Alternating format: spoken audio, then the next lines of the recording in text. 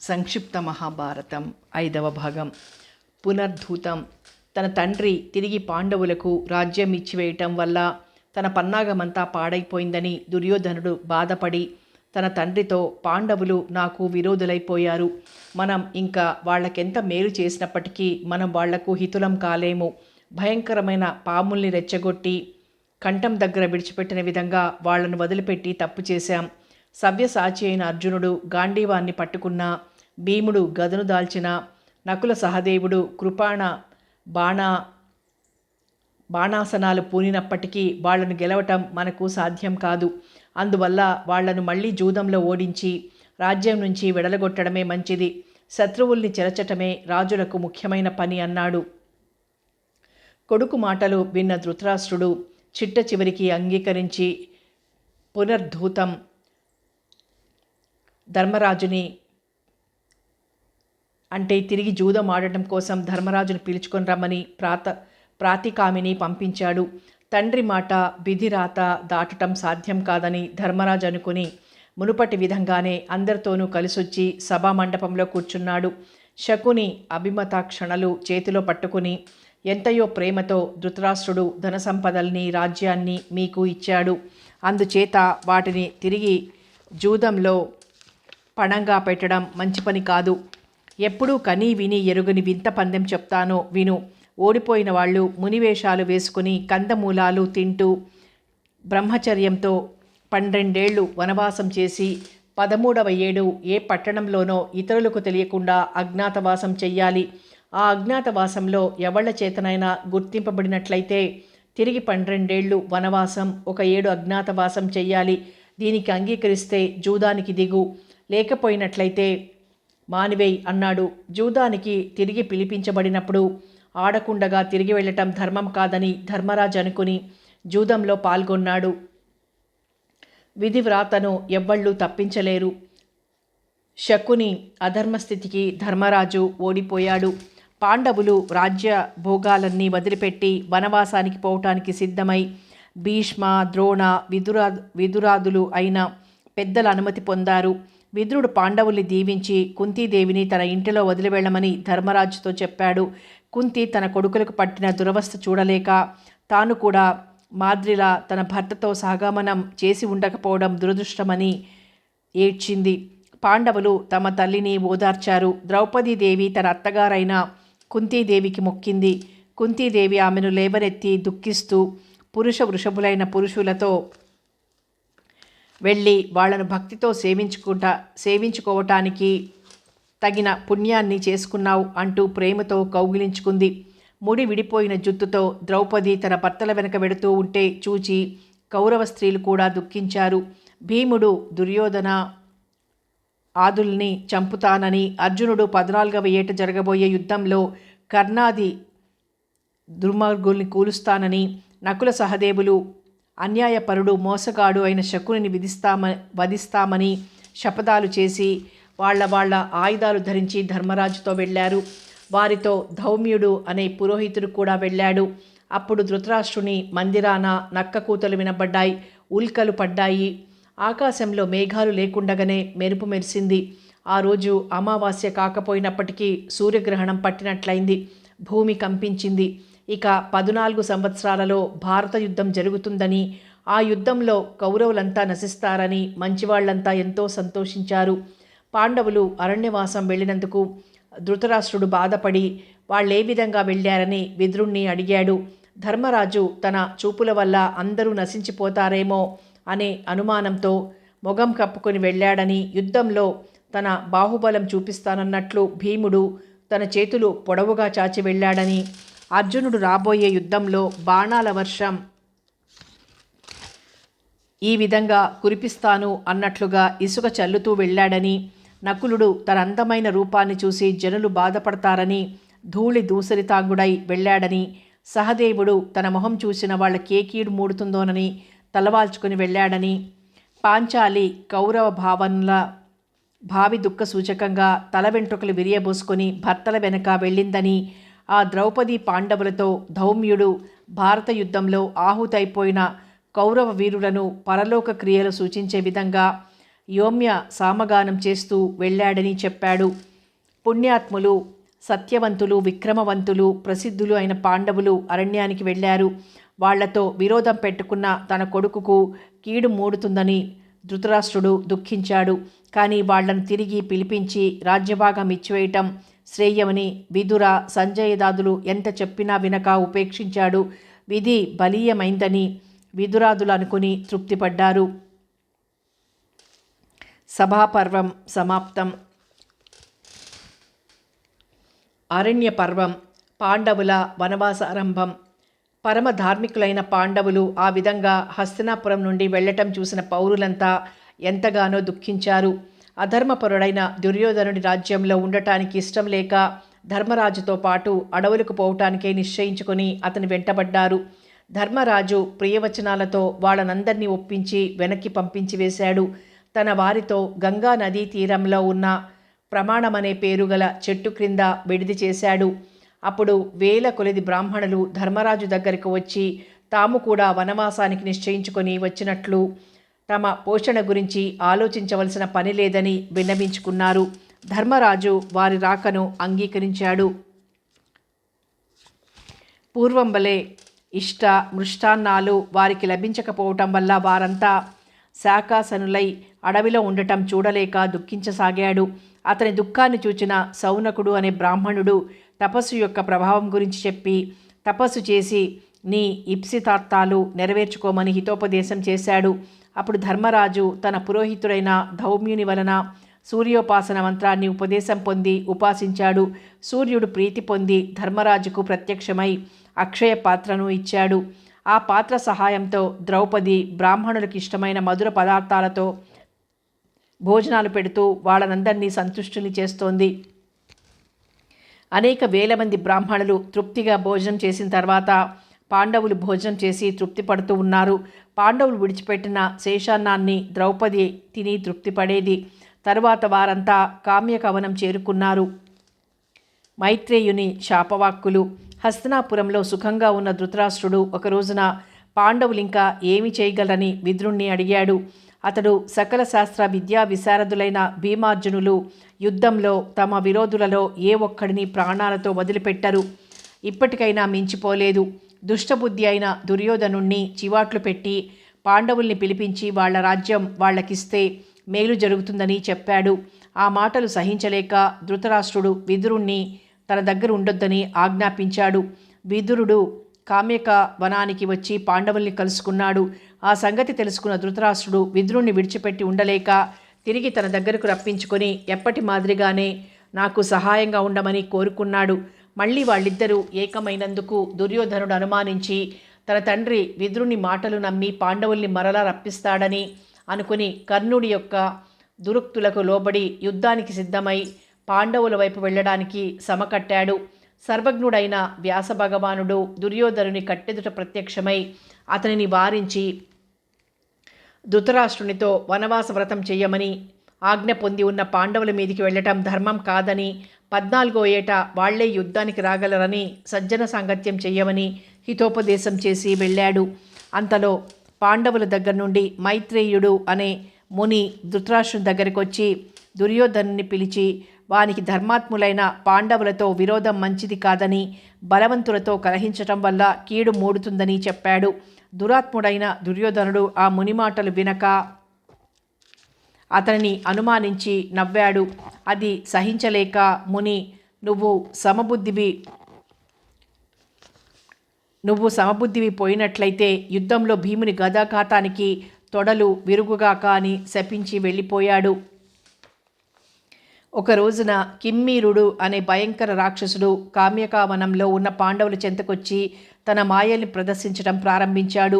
రాక్షస మాయల్ని నాశనం చేసే శక్తిగల రక్షోఘ్న మంత్రాన్ని ధౌమ్యుల వారు పఠించుతూ ఉండటం వల్ల వాడి మాయలు ఎందుకు కొరగాకుండా పోయాయి. దాంతో వాడు రెచ్చిపోయి ఎవళ్ళురా మీరు, కిమ్మారుడి పేరు చెబితే ఈ కామ్యవనంలో పిట్టలు కూడా మంచినీళ్లు ముట్టవు, నరులై ఉండి కూడా భయం లేకుండా ఇంత ధైర్యంగా ఉన్న మీరెవరని అడిగాడు. ధర్మరాజు అతనికి తన వాళ్ళందరినీ పరిచయం చేశాడు. భీముణ్ణి పరిచయం చేసినప్పుడు భీముడి పేరు వినగానే కిమ్మీరుడు అట్టహాసంగా నవ్వాడు. వీడేనా భీముడు, వీడి కోసరమే ఇంతకాలం నుండి ఎదురుచూస్తున్నాను. మా అన్న బకాసురుణ్ణి, నా స్నేహితుడు హిడింబాసురుణ్ణి వీడే కదా చంపింది. వీడి అంతు చూస్తాను అన్నాడు.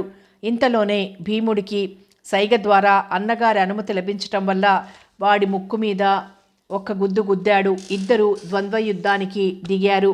ఒరేయ్ బకుడు హిడింబుడు అంటూ పలవరిస్తున్నావు, వాళ్ళ దగ్గరికే పోరా అంటూ కిమ్మీరుణ్ణి భీముడు చంపివేసి శవాన్ని దూరంగా విసిరేశాడు. కిమ్మీరుణ్ణి ఆశ్రయించుకుని ఉన్న భూత ప్రేతాదులన్నీ అక్కడి నుంచి పారిపోయాయి. ఈ విషయం విదురుడి ద్వారా ధృతరాష్ట్రుడు విని పాండవుల వల్ల ఎప్పుడు ఏ ప్రమాదం వస్తుందోనని భయంతో కాలం గడుపుతున్నాడు. కామ్యకవనంలో కాలం గడుపుతూ ఉన్న పాండవుల్ని చూడాలని శ్రీకృష్ణ పరమాత్మ, దృష్టద్యుమ్నుడు మొదలుగా గల వీరులంతా వచ్చి పాండవుల స్థితికి వగచి కౌరవుల్ని నిందించి వాళ్లను చంపి ధర్మరాజుకు రాజ్యమిస్తామన్నారు. ధర్మరాజు వారినందరినీ శాంతింపజేసి శ్రీకృష్ణుణ్ణి అనేక విధాల స్తుతించాడు.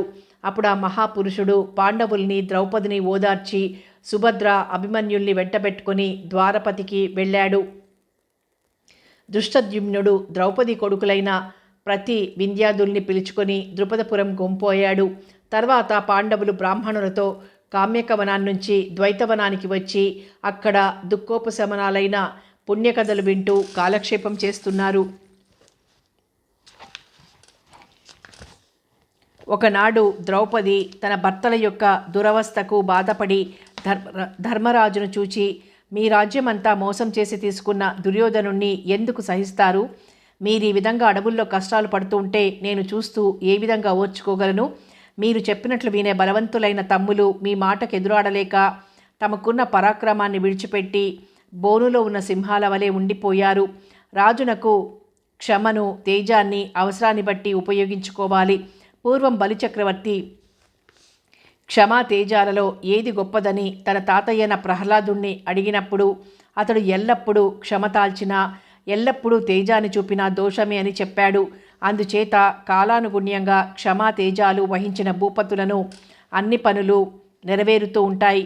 ఇప్పుడు తేజానికి అవసరం ఏర్పడింది. దుర్మార్గుడైన దుర్యోధనుని ఇక సహించక మీ సోదరుల్ని పంపినట్లయితే వారు కౌరవుల్ని హతమార్చి మీ రాజ్యాన్ని మీకు ఇవ్వగలరు.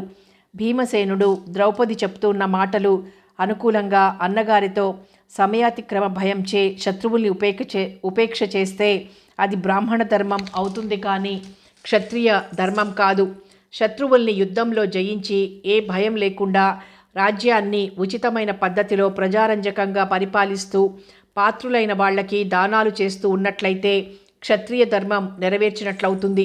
అలాంటి వాళ్లే ఉత్తమ గతుల్ని పొందగలరు. కేవలం ధర్మమే పెద్ద అని ఊరుకుంటే విజయం ఎలా వస్తుంది? శత్రువులు మిత్ర సంపన్నులై బలవంతులగుటకు ముందే వారిని చంపటానికి తగిన సమయం. సర్వాయుధాలతో కూడి రథమెక్కి హస్తినాపురం వెళ్ళు. శత్రువుల్ని జయించి ప్రపంచాన్నంతా ఏకఛత్రాధిపత్యంతో పరిపాలించు. ఇంతకంటే నీకొక ధర్మం ఉందా అన్నాడు.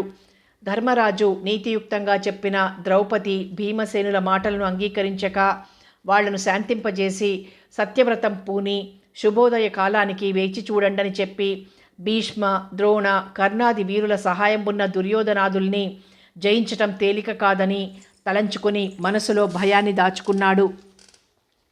ఒక రోజున పాండవుల్ని చూడాలని వ్యాస భగవానుడు వచ్చి కౌరవుల్ని యుద్ధంలో గెలవటం సాధ్యం కాదని మానసికంగా బాధపడుతూ ఉన్న ధర్మరాజుకు ప్రతిస్మృతి అనే విద్యను ఉపదేశించి దానిని అర్జునుకు ఎరిగించిన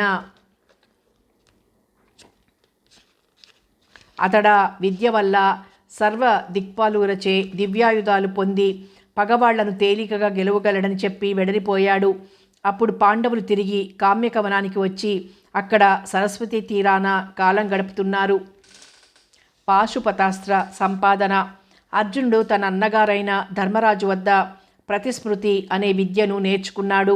అతడు ఆ మంత్ర ప్రభావం వల్ల అధిక తేజోమూర్తి అయి దివ్యాస్త్రాలు సంపాదించాలని సోదరుల్ని వీడ్కొని ఉత్తరముఖంగా వెళ్ళి హిమశైల గంధమాదనాదులను దాటాడు.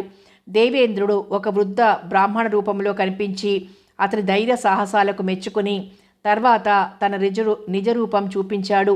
ఈశ్వరుని గూర్చి తపస్సు చేసినట్లయితే ఇష్టసిద్ధిని పొందగలవని హెచ్చరించి అదృశ్యమయ్యాడు. అర్జునుడు హిమశైల శృంగంలో పరమేశ్వరుని గురించి ఘోర తపం ప్రారంభించాడు. అతని తపస్సు సదాశివుడు ఆనందించి వరం ఇవ్వాలని సంకల్పించి అర్జునుని యోగ్యతను పరిశీలించుట కొరకు కిరాతక రూపంలో అపారమైన కిరాత పదాతి సమేతంగా ఆ అడవికి వేటకనే వంకతో వచ్చాడు. మూకుడనే రాక్షసుణ్ణి భయంకరమైన పంది రూపం ధరింపజేశాడు. ఆ పందిని తరుముతూ శివుడు వెంబడించాడు. వరాహం అర్జునుడికి కనిపించింది. అతడు ఆ క్షణంలోనే ఎరుకరాజు వారిస్తున్నప్పటికీ లెక్క చేయకుండా గాంధీవం ఎక్కుపెట్టి బాణం వేశాడు. ఎరుకరాజు రూపంలో ఉన్న శివుడును వదిలిపెట్టాడు. శివుని బాణం అర్జునుని బాణం ఒకే మారు ఆ వరాహానికి చేరి ఒకవైపున గుచ్చుకున్నాయి. ఆ పంది సముద్ర మదన కాలంలో గిరగిరా తిరిగిన శైలంలా గుండ్రంగా అల్లరి చేస్తూ తిరిగి తిరిగి తన నిజస్వరూపం దాల్చి అదృశ్యమైంది. అర్జునుడు తన ముందున్న ఎరుక చేడుతో, నువ్వు ఎవడవు? నే వేసిన మృగాన్ని వేటకాండను ఆ మర్యాద అతిక్రమించి నీవెందుకు కొట్టామని అడిగాడు. దానికి అతడు నవ్వుతూ, నేను కొట్టిన దానిని నువ్వే కొట్టినట్లు చెప్పుకోవచ్చా? పోటు మాటలు మాని నాతో పోరుకు దిగు, నీ బీరం ఎంతుందో చూస్తాను అంటూ అర్జునుడి మీద బాణాలు వదిలిపెట్టాడు. అర్జునుడు కూడా వాడి అయిన బాణాలు శివుడి మీద ప్రయోగించాడు. ఎరుకు వదిలే బాణాలు ఎరుకులాడి పార్వతి వదులుతూ ఉన్న మాటలు అర్జునుడికి బాధలు కలిగించాయి. తన బాణాలలో ఒక్కటి కూడా శివుని మీద పడటం లేదు. తన అక్షయ తూణీరాలు కనిపించటం లేదు. దానికి నరుడు ఆశ్చర్యపడుతూ అర్జునుడు తన్ను ఎదురుస్తున్న వాడెవడా అని సందేహిస్తూ కోపంతో రెచ్చిపోయి అతడి మీద చేతిలో ఉన్న గాంధీవాన్ని విసిరేశాడు. అది కూడా అపహృతమైపోయింది. పార్థుడు తన పట్టుదల వదిలిపెట్టకుండా వృక్షాలతోనూ రాళ్లతోనూ శివుణ్ణి బాధించ మొదలుపెట్టాడు. అవి కూడా కొరగాకుండా పోయాయి. శౌర్యవంతుడైన అర్జునుడు ఇక చేసేది లేక ముష్టి యుద్ధానికి తలపడ్డాడు. శివుడు వాని ధైర్యానికి మెచ్చుకుని వానిని పడదోసి తన నిజస్వరూపం చూపించాడు. అప్పుడు అర్జునుడు భక్తితో నమస్కరించి, ప్రభూ, ఎరుకల వాడనే భ్రమతో తెలియక నిన్ను ఎదిరించాను. నా అపరాధాన్ని క్షమించు. నీ లీలలెవ్వరికీ తెలుసుకోవటం సాధ్యం కాదని ప్రార్థించాడు. శివుడు అతని అతి మానుషమైన పరాక్రమానికి ఆశ్చర్యపడి పాశుపతాస్త్రాన్ని ప్రసాదించాడు. ఆ పాశుపతాస్త్రంతో ప్రపంచాన్నంతా క్షణంలో మసిచేసి వేయవచ్చు. అటువంటి దివ్యాస్త్రాన్ని ఇచ్చి అర్జునుణ్ణి దీవించి శివుడు తన ప్రమదగణాలతో అదృశ్యమయ్యాడు. అర్జునుడు ఎంతో సంతోషపడి హరదర్శనం వల్ల కృతార్థుడినయ్యానని, ధర్మరాజు మహీరాజ్యమంతా సమకూరిందని అనుకున్నాడు.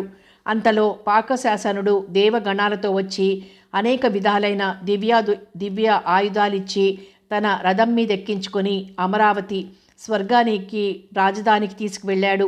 అర్జునుడు తన తండ్రి అయిన దేవేంద్రుడితోనూ అన్ని దేవభోగాలు అనుభవిస్తున్నాడు. హరదర్శనాన్ని పొంది దివ్యాయుధాలు సాధించటం వల్ల దేవతలంతా అతన్ని ఎంతో ప్రేమతో చూస్తున్నారు. ఊర్వశి శాపము.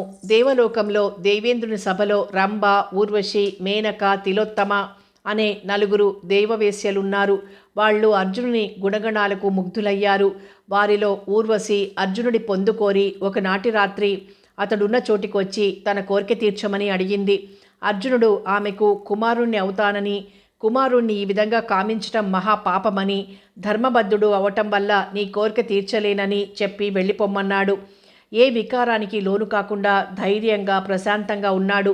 దేవవేసి అయిన ఊర్వశికి తన కోరిక నెరవేరకపోవటం వల్ల తన మాట వినని అర్జునుణ్ణి పేడివాడివైపోతావని శపించింది.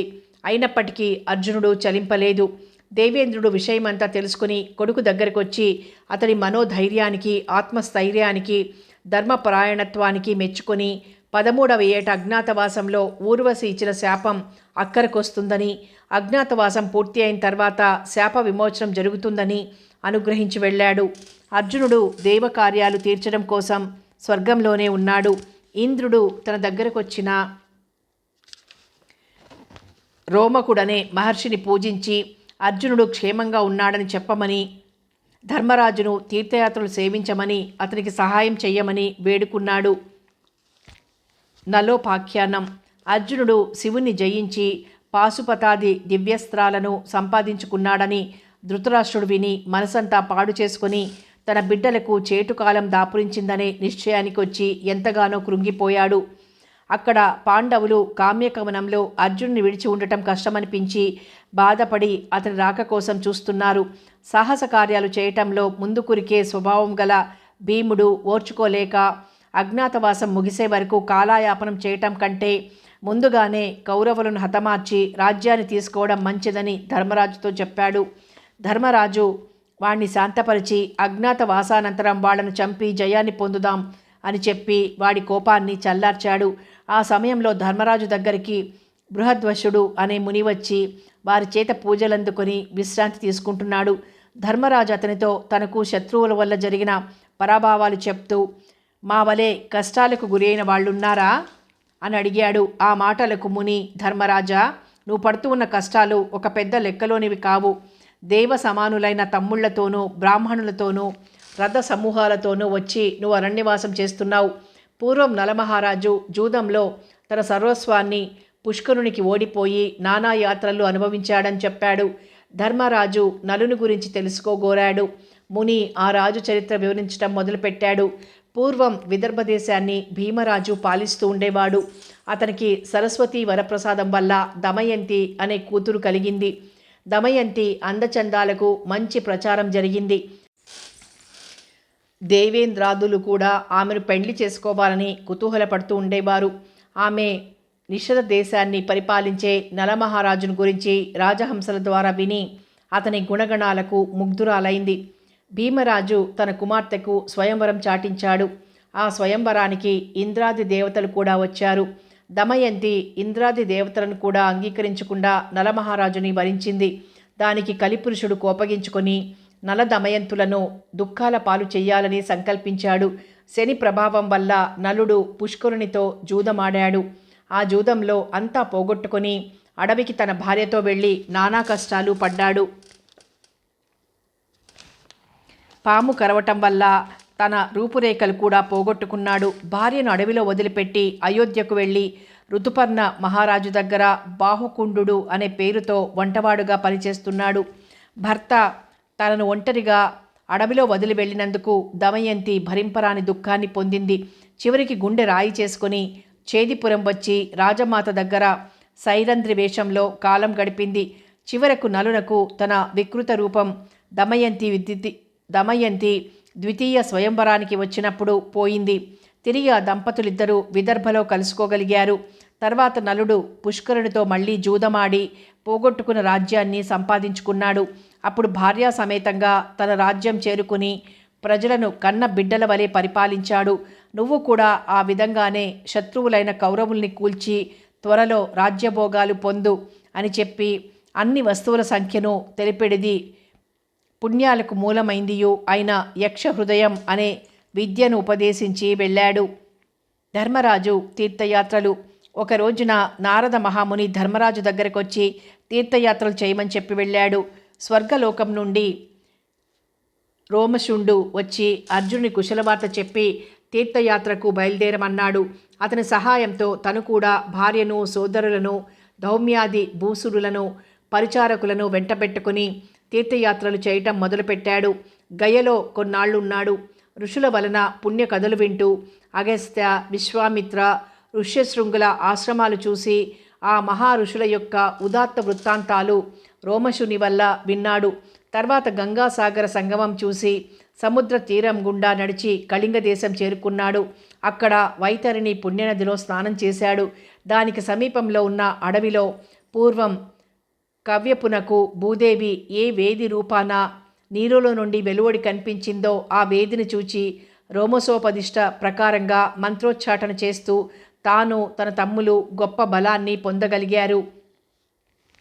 తర్వాత పాండవులు మహేంద్ర పర్వతానికి వచ్చి అక్కడ తపస్సు చేసుకుంటూ ఉన్న పరశురాముని యొక్క మహిమలు గూర్చి విని అతనిని పూజించి అతని వల్ల మర్యాదలు పొంది తర్వాత దక్షిణ గంగ అయిన గోదావరిని సేవించారు. అక్కడ నుండి ద్రవిడ దేశంలో ఉన్న దివ్య తీర్థాలన్నీ చూసి ప్రభాస తీర్థానికి చేరుకున్నారు. ధర్మరాజు ప్రభాస తీర్థంలో నీరు, గాలి ఆధారంతో 12 దినాలు తపస్సు చేశాడు. అంతలో తీర్థ పదక్లేశులై ఉన్న పాండవుల్ని చూడటానికి యాదవోత్తములైన బలరామ కృష్ణాదులంతా వచ్చి వాళ్ళను ఓదార్చి వెళ్ళారు. తర్వాత పాండవులు యమున, సరస్వతి మొదలైన పుణ్య నదుల్ని సేవించి రోమశుని వల్ల సవ్యాతి, మాంధాతృ, సోమకసిచి, అష్టావక్రులు ఆదిగా గల అనేక రాజర్షుల యొక్కయు బ్రహ్మర్షుల యొక్కయు చరిత్రలు విన్నారు. అక్కడి నుంచి గంధమాదనం వెళ్ళారు. కానీ తమ సేవకుల్ని రథసూత హయ సమూహాల్ని పులిందాధిపతి అయిన సుబాహుపురంలో ఉంచి ద్రౌపదిని బ్రాహ్మణుల్ని వెంటబెట్టుకొని కాలినడకతో వెళ్ళారు. వారు గంధమాదన చేరుకోగానే భయంకరమైన గాడ్పులతో కూడిన వాన కురిసింది. ద్రౌపది కఠిన శిలల మీద నడవలేకపోవటం చూసి భీముడు ఘటోత్కచుడిని తలంచుకున్నాడు. ఘటోత్కచుడు వెంటనే రాక్షస బలంతో వచ్చి పాండవుల్ని, ద్రౌపదిని, బ్రాహ్మణుల్ని మోసుకొని ఆకాశ మార్గంలో తీసుకొని పోయి గంగా తీరంలో ఉన్న నారాయణ ఆశ్రమాలైన బద్రీవనం చేర్చాడు. పాండవులు అక్కడ 6 రోజులు ఉండి అక్కడున్న పుణ్యప్రదేశాలు చూస్తున్నారు. ఒక రోజున భీముడు ద్రౌపది మనసునకు ఆనందం కలిగించాలని, ఆమె కోరుకున్న అందమైన సౌగంధిక తేవాలని గంధమాదనంలో విహరిస్తూ త్రోవలో నిద్రిస్తూ ఉన్న హనుమంతుడిని చూసి కోపంతో తనకు తోవ ఇమ్మని గర్జించాడు. వాయునందనుడును రామభక్త అగ్రగణ్యుడును అయిన ఆంజనేయులు తాను ముసలివాడవటం చేత లేవలేనని, అంత అవసరమైతే తన తోకను పక్కకు తొలగించి వెళ్ళొచ్చునని అన్నాడు. భీముడు ఆంజనేయుని తోకను కదపటానికి శాయశక్తులా ప్రయత్నించాడు. కానీ లాభం లేకపోయింది. దానితో అతని గర్వం కాస్త అణిగిపోయింది. సిగ్గుపడిపోయాడు. మారుతి భీమునకు తన వృత్తాంతమంతా చెప్పి తాను సీతామాతను వెదుకుటకు వెళ్ళినప్పుడు ఆమెను చూపించిన రూపాన్ని చూపించి భారత యుద్ధంలో అర్జునుడి రథం మీద ఉండి పాండవుల బలవిక్రమాలు చూపిస్తానని చెప్పి సాహసం వదిలిపెట్టి నడుచుకోమని హితోపదేశం చేసి సౌగంధిక సరోవర మార్గం చూపించి అదృశ్యమయ్యాడు. హనుమ దర్శనమైనందుకు ఎంతో సంతోషపడి వెళ్ళి కుబేరుని వనం చేరుకున్నాడు. సౌగంధిక కమల వనం చేరుకుని అక్కడ కాపు ఉన్న ఘోర యక్ష రాక్షసుల్ని ఎదిరించి అపూర్వమైన సువాసనలు వెదజల్లే కనక కమలాన్ని తీసుకునొచ్చాడు. కమలంతో వస్తున్న భీమునికి ధర్మరాజు తన పరివారంతో ఎదురొచ్చి, ఇటువంటి సాహసం చేయవచ్చునా? ఇక మీదట ఇటువంటి పనులు చేయకు అని హితోక్తులాడాడు. తర్వాత భీముడు పాండవాపకారి అయిన వటాసురుడు అనే రాక్షసుని చంపి దౌవ్యాది బ్రాహ్మణులందరికీ సంతోషం కలిగించాడు. ఆ విధంగా పాండవులు గంధమాదనంలో అన్ని పుణ్యప్రదేశాలు చూస్తూ మాల్య పర్వతారణ్య భూములలో విహరిస్తూ ఉండగా ఒకనాడు భీముడు ద్రౌపది కోరిక సువర్ణమయ పంచవర్ణాలతో కూడిన దివ్య సురభి కుసుమాలు తేవాలని ఆ కొండ శిఖరం ఎక్కి కుబేరుని ఇంటి సమీపం చేరుకొని శంఖధ్వానం చేశాడు. యక్ష రాక్షసుల్ని చంపి కుబేరుడికి స్నేహితుడైన మణిమంతుణ్ణి గదతో కూలవేశాడు. చావగా మిగిలిన రాక్షసులు పరుగు పరుగున పోయి విషయాన్ని కుబేరునికి విన్నవించుకున్నారు. అంతలో ధర్మరాజాదులు భీముడు కనిపించకపోవడం వల్ల అతన్ని వెతుక్కుంటూ దారుణ రణసంభ్రంలో ఉన్న అతని దగ్గరికి వచ్చారు. కుబేరుడిని పాండవులు అతని దగ్గరికి వచ్చారు. కుబేరుడు పాండవుని చూడటానికి వచ్చి వాళ్ల చేత పూజింపబడి తన ప్రియ స్నేహితుడైన మణిమంతుడు అగస్త మహాముని శాపం వల్ల మనుషుని చేతిలో చావాల్సిందని, భీముడు చేసిన సాహసం తనకు ఉపకారమే అయి ఉండటం వల్ల భీముని వ్యతిక్రమాన్ని సహించానని, దేశకాల వర్తమానాలు ఆలోచించకుండా కేవలం సాహసపరుడు కాకుండా ఈ విధంగా భీముణ్ణి సరిదిద్దమని ధర్మరాజుకు చెప్పి వెళ్ళాడు. తర్వాత పాండవులు మేరువుకు సమీపంలో ఉన్న వార్షికాశ్రమంలో 1 నెల ఉన్నారు.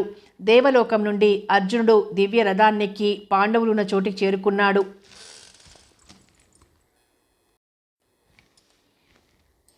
రోమక, ధౌమ్య, ధర్మరాజు భీమసేనులకు మొక్కాడు. ద్రౌపది అర్జునునకు మొక్కగా ఆమెను కౌగిలించుకొని ఆమెకు సంతోషం కలిగించాడు. వేగరథాన్ని నడుపుకుని వచ్చిన మా తల్లి ధర్మరాజుతో వెళ్ళి వస్తానని చెప్పి స్వర్గం వెళ్ళిపోయాడు. అర్జునుడు తాను శివుడు మొదలుగా గల వారి వల్ల తాను సంపాదించిన పాశుపతాస్త్రాలను తన సోదరునికి చూపించి అవి సంపాదించిన విధమంతా వివరించాడు. అంతేకాకుండా తాను దేవలోకంలో ఉన్నప్పుడు దేవతలకి ఉపకారకంగా నివాత, కవచ, పౌతోను, కాలకేయులచే ఘోర రాక్షసులతో యుద్ధం చేసి సంపాదించుకున్న పేరు ప్రఖ్యాతుల గురించి, దేవేంద్రుడు తనకిచ్చిన దివ్యాభరణాలు, అభేద్యమైన కవచ, మణికిరీటం, మొదలగు వాటిని గురించి చెప్పాడు. వాళ్ళంతా ఎంతో ఆనందించారు. రోమసుడు పాండవులతో చెప్పి వెడలిపోయాడు. పాండవులంతా ఘటోత్కచుని సహాయంతో మరలా బద్రీవనానికి వచ్చి సుబాహుపురంలో ఉన్న తమ వాళ్ళనందరినీ కలుసుకొని రథాలు ఎక్కి హిమవన్ నగరానికి వచ్చి అందొక సంవత్సరం ఉన్నారు. మరో భాగంలో మళ్ళీ కలుసుకుందాం.